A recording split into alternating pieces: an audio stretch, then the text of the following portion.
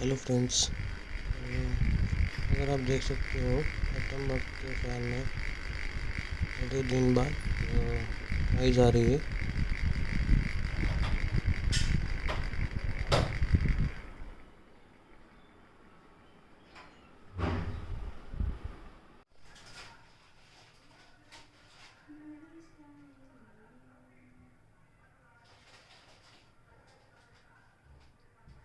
Noise का issue solve करने के लिए फ़ैन के ऊपर वाला कवर को निकाल के उसको फिर से टाइटली लगा दो तो ये नॉइज़ का इशू चला जाता है।